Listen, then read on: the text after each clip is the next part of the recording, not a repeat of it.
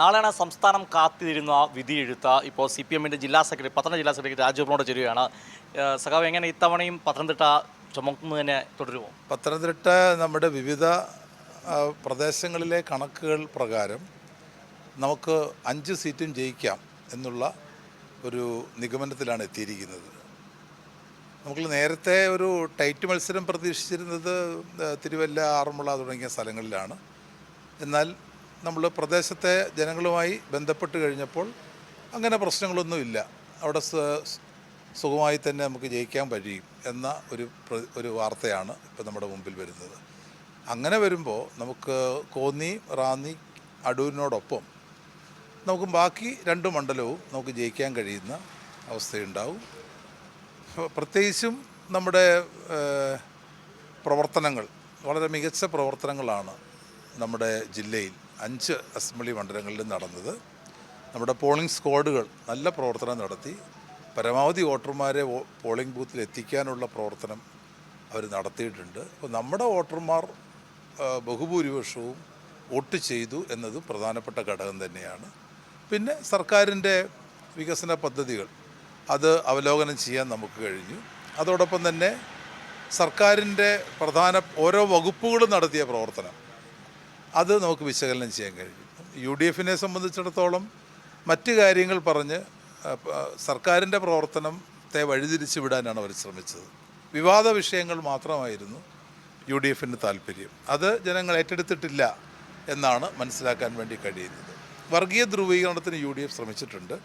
അതും പത്തനംതിട്ടയിൽ ജില്ലയിൽ 5 നിയോജക മണ്ഡലങ്ങളിലും ഏശിയിട്ടില്ല എന്ന ഒരു തിരിച്ചറിവാണ് ഇപ്പോൾ ഉണ്ടായിട്ടുള്ളത്.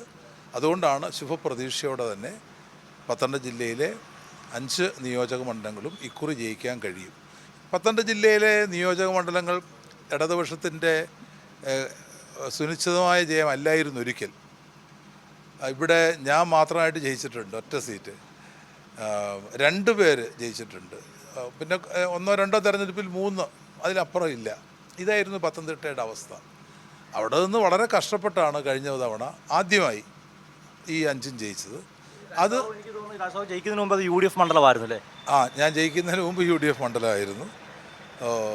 നമ്മുടെ ഇവിടെ എനിക്ക് തോന്നുന്നു പന്തളം, വിഭജിക്കപ്പെടാത്ത പഴയ പന്തളം, അത് വി കേശവനൊക്കെ ജയിക്കുന്ന മണ്ഡലമായിരുന്നു. അതല്ലാതെ നമുക്കിവിടെ ഉറപ്പായി കിട്ടുന്ന ഒരു മണ്ഡലം, ഒരു തവണ അടൂരിൽ ആർ ഉണ്ണികൃഷ്ണപിള്ള ജയിച്ചു, കോന്നിയിൽ പത്മകുമാറും VS-ഉം ജയിച്ചു. അങ്ങനെ ഒറ്റപ്പെട്ട റിസൾട്ട് മാത്രമാണ് നമ്മുടെ ജില്ലയിൽ ഉണ്ടായിരുന്നത്. 7.5 മണ്ഡലം ഉണ്ടായിരുന്ന കാലഘട്ടത്തിൽ. അവിടെ നിന്നാണ് നമ്മൾ ഈ 5 മണ്ഡലങ്ങളും ജയിക്കുന്ന അവസ്ഥയിലേക്ക് വന്നത്. അപ്പം ആ ഒരു ഇലക്ഷൻ്റെ വർക്ക് നമ്മൾ ഇക്കുറിയും നീക്കിയിട്ടുണ്ട്. 5ഉം നിലനിർത്താൻ വേണ്ടിയുള്ള പ്രവർത്തനമാണ് നടത്തിയിരിക്കുന്നത്. 5ഉം നിലനിർത്താൻ കഴിയും എന്നാണ് പ്രതീക്ഷിക്കുന്നത്. മറ്റൊരു കൗതുകമായ കാര്യമുണ്ട്. രാജസഖാവ് ജയിച്ച ശേഷം പിന്നീട് റാന്നി വിട്ടുപോയിട്ടില്ല. മാത്യു തോമസ് ഒരിക്കൽ ജയിക്കുന്നു, പിന്നെ 20 കൊല്ലമായിട്ട് മാത്യു തോമസ്.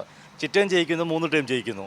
ജനീഷ് കുമാർ ഉപതെരഞ്ഞെടുപ്പ് ജയിക്കുന്നു, പിന്നെ കൈവിട്ടു പോയിട്ടില്ല. അപ്പം ഈ കിട്ടിയ മണ്ഡലങ്ങൾ നിലനിർത്താൻ പാർട്ടിക്ക് സാധിച്ചു. അത് തുടരുമെന്നല്ലേ? അതൊരു പ്രത്യേകതയാണല്ലോ ജില്ലയെ സംബന്ധിച്ചോളം. നമ്മുടെ 5 MLA-മാരും ആ MLA സ്ഥാനം ഉപയോഗിച്ച് തികച്ചും മാതൃകാപരമായ പ്രവർത്തനമാണ് നടത്തിയിട്ടുള്ളത്.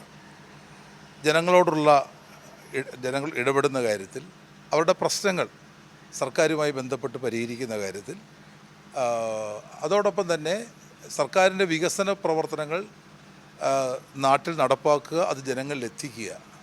ആ ഒരു കെമിസ്ട്രി വളരെ ഭംഗിയായിട്ട് തന്നെ ജില്ലയിൽ നടത്തിയിട്ടുണ്ട്.